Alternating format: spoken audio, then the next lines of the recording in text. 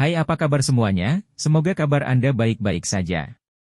Terima kasih karena sudah memberikan support dan juga kesetiaan Anda untuk membangun channel Codot Film. Yuk kita lanjutkan alur ceritanya, sambil siapin kopi dan cemilan, setting suara volume full. Gasken. Chapter 208. Burung ilahi kuno dan binatang buas dilahirkan dengan tubuh yang kuat. Mereka ditakdirkan untuk menjadi dewa sejak lahir, dan masa depan mereka bagus. Namun, manusia berbeda.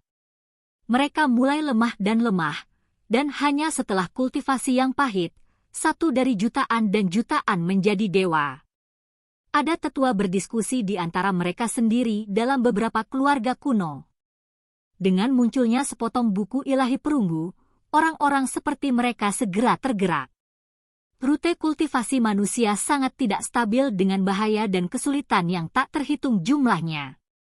Mereka hanya dapat melewatinya dengan ketekunan dan kemauan keras, dan hanya dengan begitu mereka dapat membangun jalan ilahi mereka sendiri. Mereka kemudian akan dapat melompat keluar dari masa rakyat jelata dan memisahkan diri mereka di antara jutaan dan jutaan. Master hebat klan sedang berpikir saat dia bergumam dengan suara keras. Secara historis, ada orang-orang yang memulai dengan gemilang di jalan yang mulus hanya untuk kemudian menunjukkan penurunan. Ketika generasi muda mendengar ini, mereka semua mulai mengembangkan kepercayaan diri. Dia seperti binatang buas kuno, sudah sangat menakutkan di usia yang begitu muda. Jangan bilang bahwa dia akan selalu maju dengan berani. Potensi seseorang ada batasnya. Bahkan jika dia tak tertandingi dalam tingkat transformasi darah, begitu dia memasuki alam lorong surgawi, dia mungkin tidak begitu menakjubkan. Kemungkinan dia secara bertahap akan menjadi lebih lemah. Kenyataannya, tidak hanya klan hujan, keluarga Tuoba dan yang lainnya mulai merencanakan. Bahkan mereka yang awalnya tidak memiliki kebencian terhadap si kecil mulai tertarik. Mereka adalah generasi talenta warping surga yang menunjukkan janji luar biasa. Ada beberapa orang yang wajahnya tanpa ekspresi saat mereka melihat ke kejauhan. Seolah-olah tatapan mereka bisa menembus ruang tak berujung di depan, mengungkapkan keinginan mereka untuk melawan anak buas itu. Masuk ke surga-surga, dan pasti akan ada pertempuran. Mereka haus akan lawan, ingin bertarung dengan puncak kemampuan mereka. Di awal, pria kecil itu sangat senang dan tidak tampak seperti pembunuh massal sama sekali. Bulu matanya yang panjang bergoyang dengan lembut, dan matanya yang besar berkedip. Senyumnya sangat cemerlang dan gigi taringnya yang kecil terlihat. Ini terlalu hebat. Saya paling suka teknik berharga. Ini hanyalah kemampuan ilahi yang berubah-ubah. Catatan, buku perunggu berharga, milikku, semua milikku.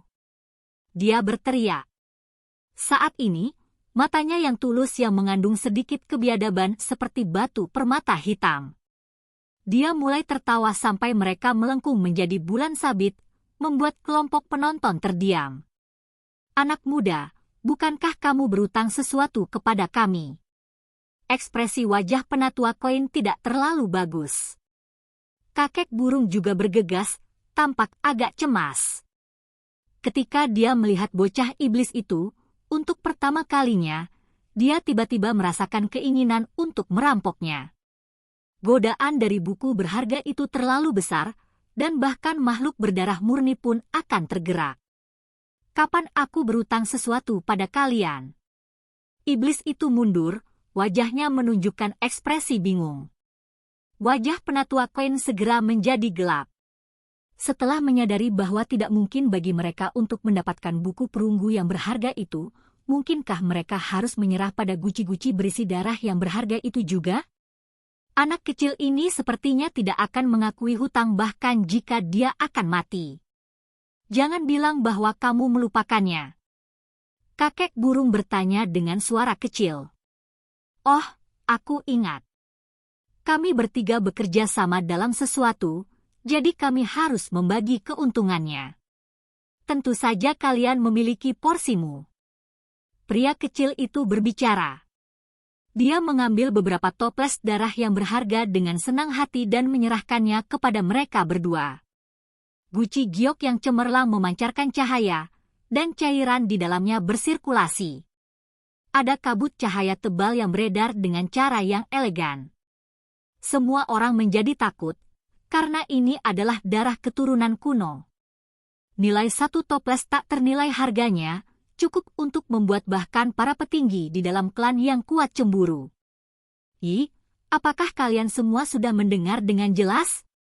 Bocah iblis itu baru saja mengatakan bahwa ketiganya bekerja bersama. Mungkinkah ketiganya menipu kekuatan itu bersama-sama? Seseorang mulai berbicara dengan suara lembut. Aku merasa ada kemungkinan. Lihat, itu adalah darah berharga dari keturunan kuno. Satu toples sudah cukup untuk membuat pertempuran berdarah besar. Anak buas itu benar-benar memberikan beberapa toples begitu saja.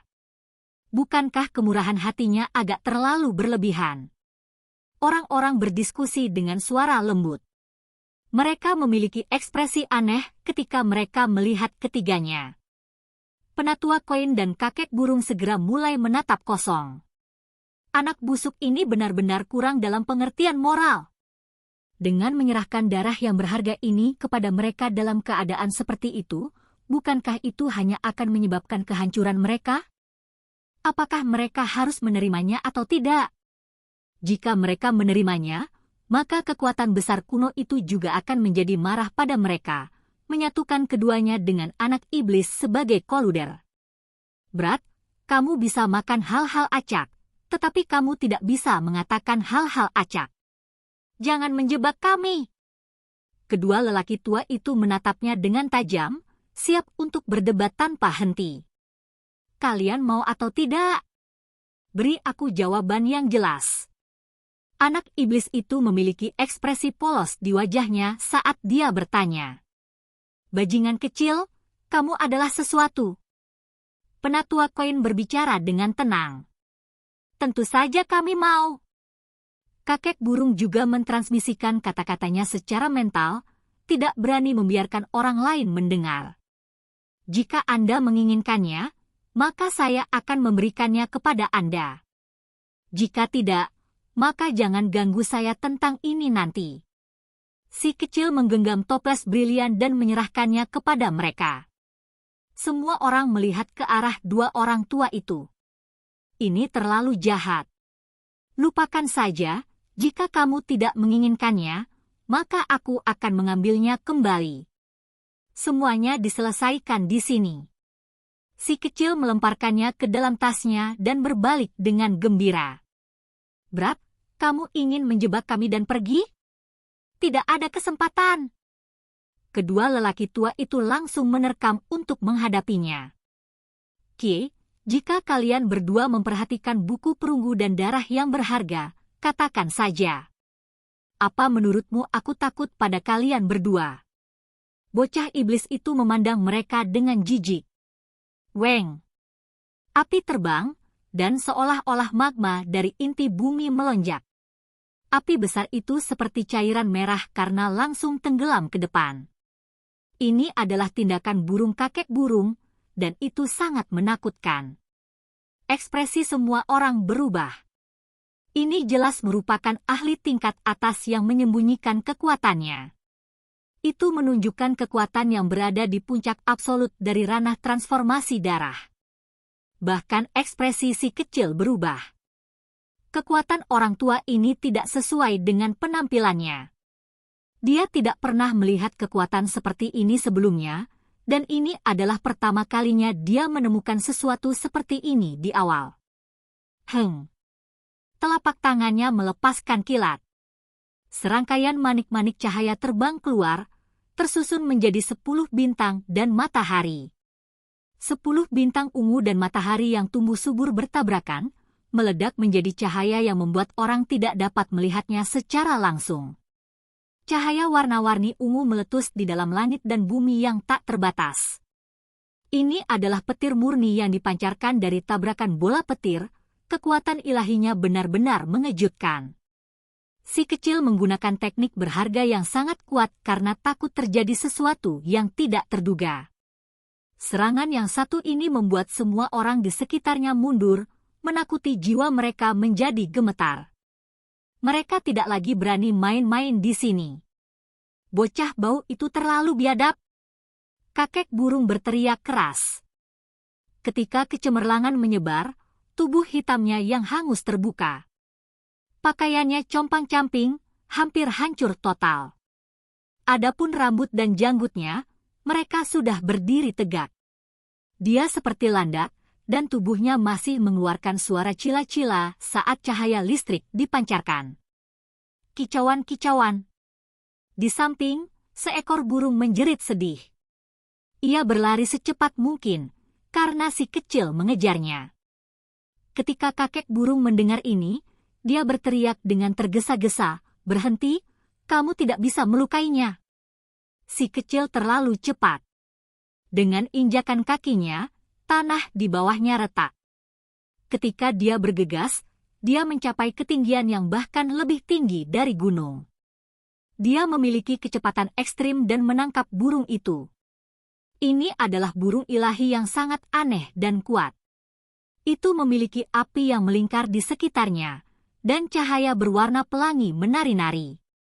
Belum lama ini, itu memanggang para murid sampai mereka setengah matang dengan satu gerakan. Kekuatannya mengguncang wilayah ini, mengintimidasi semua orang di sini. Namun, sekarang ditangkap oleh bocah iblis itu. Itu meratap tanpa henti saat bulunya terus ditarik keluar, dan bulunya berputar-putar di udara. "Siapa yang menyuruhmu menyerangku dari belakang? Kamu hampir membakar rambutku, jadi aku akan mencabutmu telanjang juga dan memanggangmu."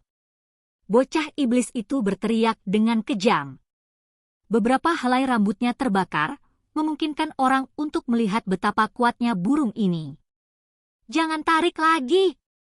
Yang lama ini tidak akan membuat masalah lagi untukmu." Kakek burung menjadi sangat khawatir.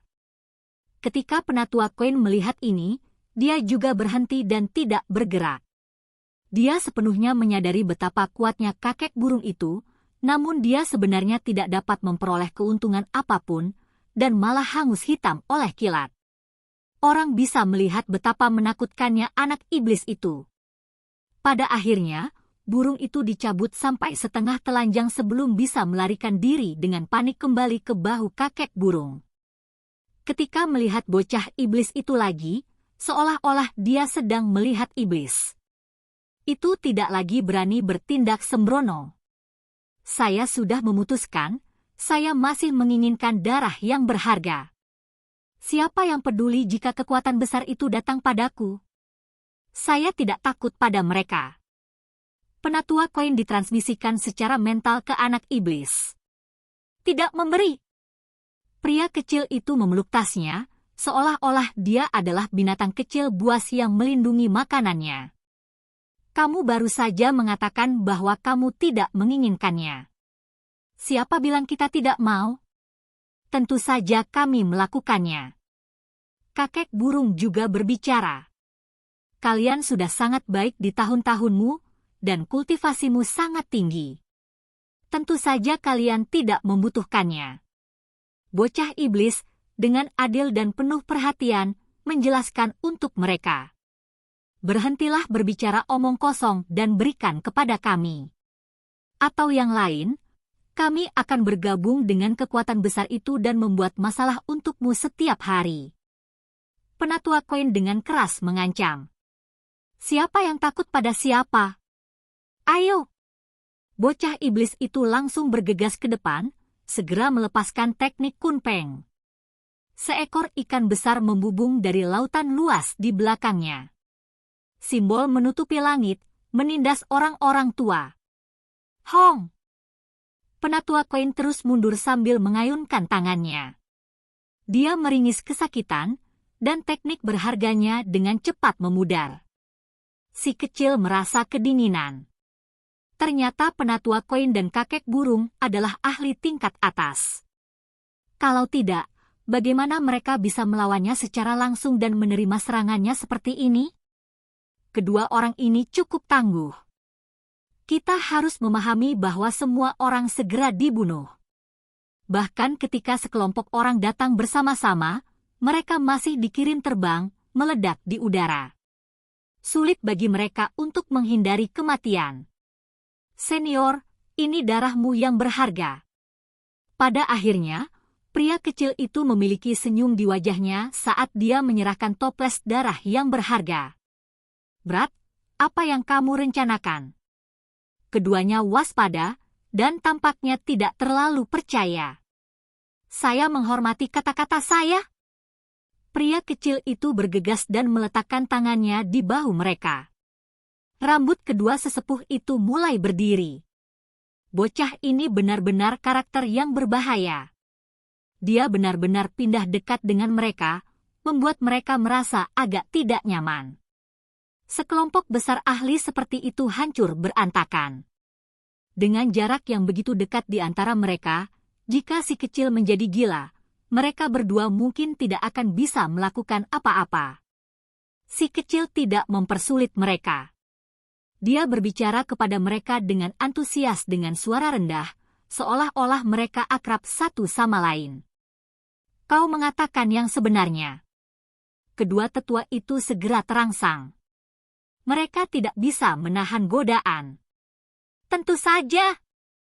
Pria kecil itu menepuk dadanya.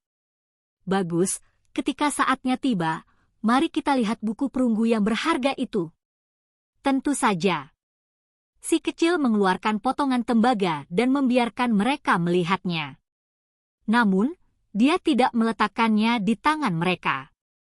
Jika mereka ingin bekerja sama di masa depan, mereka secara alami harus akrab satu sama lain. Di masa depan, jika dia mendapatkan sesuatu, dia akan membiarkan mereka melihatnya. Brad, harga yang kami bayar benar-benar terlalu mahal. Kedudukan moral kami bahkan ditempatkan di tangan Anda, kata penatua koin. Kie, kamu telah melakukan begitu banyak hal buruk dan menipu begitu banyak orang. Kedudukan moral apa yang ada untuk dibicarakan? Si kecil mengerucutkan bibirnya. Ini tidak akan berhasil. Berjuang untuk keuntungan orang lain benar-benar tidak akan berhasil, kata kakek burung. Jika tidak bagus, maka kesepakatannya batal. Si kecil tidak mengendur. Kemudian, mereka bertiga berkumpul dan mulai mengobrol perlahan. Mereka berdiskusi untuk waktu yang sangat lama, seolah-olah mereka bahkan tidak menyadari tatapan aneh yang datang dari segala arah. Akhirnya, matahari terbenam di balik pegunungan dan malam pun turun. Pria kecil itu melarikan diri dan meninggalkan Void God Realm. Hah! Di bawah pohon willow, si kecil membuka matanya. Setelah melewati dan keluar melalui gerbang, dia muncul langsung di dalam desa. Rohnya kembali ke tubuhnya, dan itu semua terjadi beberapa kali lebih cepat daripada yang pertama kali saat itu. Jelas bahwa Dewa Willow jauh lebih kuat. Cahaya matahari terbenam juga tersebar di dalam desa batu, menciptakan pemandangan yang menguntungkan dan damai. Sekelompok bibi besar sedang mengurus beberapa hal, dan saat asap membumbung tinggi, aroma daging menyerang lubang hidungnya. Ada juga semua jenis buah beri yang memancarkan aromanya. Di atas cakrawala, sekelompok laki-laki yang kuat kembali dari perjalanan yang bermanfaat. Mereka menyeret setumpuk mangsa di belakang mereka, jumlah yang hampir cukup untuk membuat gunung kecil. Matahari yang hampir menghilang membentangkan hamparan bayang-bayang panjang. Anak kecil, kamu bangun! Piho, Baisnot, Ermeng, Huzi dan sekelompok orang bergegas. Mereka langsung melemparkan diri mereka dan menguburnya di bawahnya, memintanya untuk memberitahu mereka apa yang terjadi di alam dewa kekosongan. Mereka semua gatal untuk masuk ke dalam. Bahkan burung merah besar, Ziun, Dapeng, botak kedua dan yang lainnya bergegas. Jelas apa yang mereka isyaratkan, karena mereka juga benar-benar gelisah. Mereka benar-benar ingin memasuki Void God Realm. Bocah bau, apakah kamu melihat? Kali ini, kami membunuh begitu banyak mangsa sehingga kami akan memiliki cukup bahkan jika kami tidak keluar. Besok, kamu harus membawa kami juga. Shi Linghu, Shi Feijiao dan sekelompok besar pria juga mulai berkumpul. Ekspresi mereka berapi-api dan penuh harapan. Bahkan kepala Xi Yunfeng datang, tampak sangat tersentuh. Si kecil terlalu senang. Kali ini, hadiah dari perjalanannya terlalu besar. Dia memiliki senyum konyol di wajahnya segera setelah dia keluar, dan dia bahkan tidak mendengar apa yang orang lain katakan. Kakak kecil, katakan sesuatu. Apa yang terjadi? Dapatkah kita pergi? King Feng mengguncang lengannya. Jangan khawatir. Ketika saatnya tiba, itu tidak akan menjadi masalah bahkan jika seluruh desa ingin pergi. Tentu saja, Anda harus terlebih dahulu mencapai ranah transformasi darah, jika tidak, roh Anda tidak akan cukup kuat untuk memasuki dunia itu. Kata si kecil. Luar biasa. Kita akhirnya bisa melihat seperti apa dunia luar. Ini terlalu mengasyikkan, aku ingin pergi secepat mungkin. Kita tidak bisa menunggu lebih lama lagi. Ini sangat menyenangkan. Saya ingin segera masuk ke dalam Void God Realm dan melihat seperti apa sebenarnya dunia luar yang indah itu. Sekelompok pemuda semua berteriak kegirangan saat mereka terus melompat-lompat. Mereka telah tumbuh dalam limbah besar sepanjang hidup mereka dan tidak pernah memasuki dunia yang luas. Mereka benar-benar ingin melihat sendiri seperti apa rasanya. Mereka seperti burung yang terperangkap di dalam sangkar, dan sekarang mereka bisa menggunakan sayapnya untuk terbang ke langit. Bisa dibayangkan betapa bersemangat dan penuh harapan mereka, karena itu sudah cukup untuk membuat mereka mabuk. Lupakan anak-anak yang menjadi gila, bahkan Xi Linghu, Shi Feijiao dan yang lainnya menggosok-gosokkan kepalan tangan mereka dan menyeka telapak tangan mereka dengan gembira. Mereka memukuli dada mereka dan berteriak sekeras-kerasnya. Mereka benar-benar tidak ingin menunggu lebih lama lagi. Paman, ketika kalian masuk ke dalam, kalian semua tidak bisa bertindak sembarangan. Ketika Anda melihat teman pertempuran orang lain, jangan menganggap mereka seperti mangsa di dalam limbah besar. Si kecil mengingatkan. Shi Feijiao tertawa ketika dia memarahi, bocah bau, apakah kamu benar-benar berpikir pamanmu adalah orang yang kacau balau? Tentu saja kami tidak akan sebiadab Anda. Saya mendengar King Feng mengatakan bahwa Anda memakan segala sesuatu di dalam suatu wilayah dan para jenius dari berbagai klan itu semua harus bersembunyi dari Anda. Sebenarnya, tidak perlu khawatir. Setelah kami sampai di sana, Anda bisa bertindak seperti yang Anda lakukan di desa. Saya telah meminta 2 pengawal yang akan membimbing Anda semua dalam kultivasi Anda, dan mereka akan melindungi kalian juga. Kata si kecil. Apa yang dia diskusikan sepanjang waktu dengan penatua koin dan kakek burung adalah tentang hal ini. Ada 2 dari mereka, dan mereka berdua benar-benar ahli tingkat atas yang berjanji untuk melindungi penduduk desa. Ini adalah keuntungan terbesarnya, karena itu membuatnya merasa benar-benar lega tanpa rasa takut akan konsekuensinya. Saya menerima beberapa darah berharga keturunan kuno. Setelah memasuki Void God Realm, semua orang dapat menjalani pembaptisan, karena ada lebih dari 10 toples di sini. Setelah si kecil menerima begitu banyak darah keturunan yang berharga, tidak mungkin dia bisa menggunakan semuanya sendiri. Itu sebabnya Heaven Devouring Sparrow, darah Kyongki hanya akan digunakan padanya oleh Dewa Willow. Dia ingin memberi Xi Linghu, Shi Feijiao, dan yang lainnya dorongan kultivasi yang hebat. Dazuwang, Ermeng, dan yang lainnya melewatkan jenis baptisan ini. Malam itu, semua penduduk desa menderita insomnia. Terlepas dari apakah itu Dazuwang, Piho atau pria kuat lainnya, setelah berbaring, dengkuran mereka akan segera mengguncang langit. Namun sekarang, mereka melewati sepanjang malam tanpa tidur karena kegembiraan. Pada akhirnya, Mereka semua meninggalkan rumah batu mereka dan berkumpul bersama untuk menunggu fajar. Mereka terlalu bersemangat. Mereka tidak pernah mengambil satu langkah pun di luar limbah besar, jadi mereka belum melihat negara-negara kuno. Jumlah orang yang mereka temui terbatas, jadi mereka benar-benar ingin melihat dunia luar. Akhirnya, matahari muncul.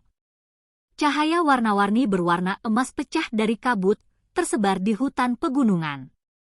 Cahaya hangat jatuh ke tubuh semua orang. Semua orang melahap makanan mereka. Setelah sarapan mereka dengan cepat dikonsumsi, mereka berkumpul di depan Dewa Willow. Anak-anak berteriak dengan penuh semangat, dan orang dewasa juga buru-buru berjalan. Apakah kalian sudah mengingat hal-hal yang saya bagikan? Pelajari mereka dengan cermat, kita akan memasuki alam dewa kekosongan, kata si kecil. Semua orang pertama-tama menyapa Dewa Willow, mempersembahkan pengorbanan mereka. Kemudian, mereka semua duduk dan mulai bermeditasi, mencoba merasakan alam dewa kekosongan. Pada saat ini, cabang hijau lembut Dewa Willow melesat ke langit, langsung menembus langit. Sebuah gerbang dibuka, dan ketika simbol-simbol meringkuk, sinar kilat berkelap-kelip. Ayo pergi! Akhirnya, semangat semua orang terangkat saat mereka melangkah ke tanah asing itu, muncul di dalam reruntuhan. Ini bukan itu. Kita masih harus maju. Pria kecil itu dengan cepat memanggil. Kelompok ini sepertinya sedang mencari sesuatu di dalam reruntuhan, seolah-olah mereka mencari harta berharga. Pria kecil itu menghentikan mereka agar tidak terganggu dan menyuruh mereka untuk terus bergerak. Raja Dewa ada di depan. Jika saya tidak salah, ini sebenarnya bukan jalan biasa, melainkan kekacauan yang mendasar. Kami masuk melalui bumi yang ditinggalkan berbagai dewa. Gumam si botak kedua. Rasanya sangat kaget. Akhirnya, si kecil membawa gerombolan itu ke lorong emas. Mereka memasuki tempat awal dengan cara yang megah. Ah, terlalu ajaib. Kami berjalan keluar dari lorong emas, tetapi mengapa kami merasa seperti baru saja menembus kehampaan? Sungguh perasaan yang aneh. Ini benar-benar menarik. Bisakah kita kembali dan melakukannya lagi? Saya belum cukup mengalaminya. Snot Baby, Piho dan kelompok besar pemuda dipenuhi dengan pengalaman baru. Mereka ingin tahu tentang segalanya, menciptakan keributan besar. Itu membuat si kecil pusing sekali. Astaga, ada harta karun di sini. Cepat, bawakan palu, ini adalah tulang yang berharga. Beberapa anak yang lebih kecil berdiri di atas batu kapur yang besar. Mereka menatap terus-menerus pada tulang bersimbol primitif itu dan hendak mengambil tindakan. Ada banyak orang di tempat awal, dan mereka semua tahu bahwa bocah jahat itu muncul. Mereka berlari untuk melihat-lihat, jadi sudah ada banyak orang di pagi hari. Ketika mereka melihat kelompok pemuda ini bertingkah seperti itu, semua orang menjadi tercengang. Mengapa mereka merasa gaya ini agak familiar? Ini? Kenapa aku merasa seperti sekelompok bocah nakal muncul? Apa yang mereka coba lakukan? Seseorang bergumam. Di atas batu kapur besar, si kecil merasa seolah-olah kehilangan kendali. Kelompok temannya terus bergerak ke atas dan ke bawah saat mereka melihat sekeliling. Tidak ada satupun yang mudah dihadapi, karena semuanya baru bagi mereka. Begitu banyak orang. Hei, kenapa mata lelaki tua itu memancarkan cahaya hijau? Mengapa kecantikan di sana itu rusak? Ada mata lain di dahinya. Sayang sekali, langit benar-benar tidak adil terhadapnya. Si kecil itu langsung merasakan kepalanya berdenyut. Penatua yang memancarkan cahaya hijau dari matanya jelas merupakan makhluk kuat yang berwujud manusia, dan gadis dengan mata vertikal adalah ahli dari ras bermata tiga. Kelompok orang tua di sana tidak layak dihormati. Mereka sudah sangat tua, namun mereka masih membuat dua wanita cantik menunggu mereka. Ini benar-benar contoh orang tua penuh nafsu yang tidak tahu malu, kata bayi ingus. Di depan, ada meja dan kursi batu. Dua wanita muda sedang menuangkan teh dan menunggu sekelompok pria tua. Jelas bahwa ini adalah karakter penting dari beberapa klan yang kuat. Mereka dipimpin oleh bocah jahat. Mereka agak mirip dengannya, dan kali ini mereka datang berkelompok. Orang-orang menghela nafas. 9 naga banjir sedang menarik kereta kaisar, dan tampaknya agak elegan dan berharga. Itu harta yang bagus. Pihou menepuk si kecil dan berkata, apakah mereka musuhmu? Apakah kamu ingin mencurinya? Ada seekor burung emas di sana yang membawa kecantikan berambut ungu. Yang itu agak mirip dengan yang kita makan, mungkinkah itu peng emas juga? Si kecil benar-benar tidak tahan lagi. Ketika dia melihat mereka begitu bersemangat, dia benar-benar tidak ingin menghentikan kesenangan mereka. Dia mengumpulkan keberanian untuk mencengkeram leher orang-orang ini dan mulai mencari penatua Quen serta kakek burung. Burung di tubuh orang tua itu sepertinya rasanya enak. Terlalu kecil, tidak akan membuat kita kenyang. Begitu mereka bertemu, kelompok pemuda mulai berdiskusi di antara mereka sendiri. Mereka tertarik pada burung di bahu kakek burung, dan semua bertanya-tanya apakah itu keturunan. Bocah bau, berhenti! Anda hanya akan melemparkan kelompok orang biadab ini kepada kami? Anda terlalu tidak bertanggung jawab. Bukankah ini akan melelahkan kita? Penatua Quen dan kakek burung berteriak dari belakang. Mereka merasa bahwa kelompok pemuda ini sangat sulit diatur. Mereka semua seperti tusukan kecil, dan sangat sulit dibawa kemana-mana. Namun, si kecil berhasil melarikan diri. Kecepatannya hanya bisa digambarkan terlalu cepat, karena sosoknya telah lama menghilang. Untungnya, Shi Linhu, Shi Feijiao masih memainkan peran mereka. Mereka tidak lari dari satu sisi ke sisi lain seperti anak-anak, dan terlihat polos di wajah mereka. Kalian sepertinya baik-baik saja, terlihat agak tulus. Kakek burung mengangguk. Kelompok pria dewasa itu menggaruk-garuk kepala. Shi Linhu berkata dengan suara lembut, "Yang tua, tidak apa-apa jika kamu hanya mengajari kami beberapa teknik acak yang berharga.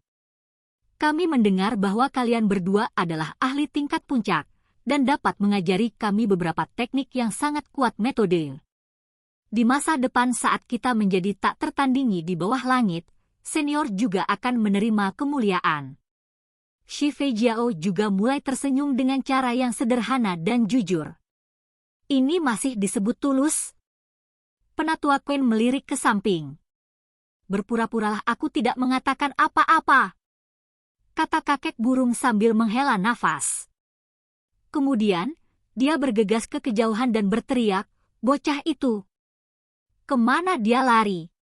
Si kecil sudah membuka lorong emas, dan hendak meninggalkan tempat awal.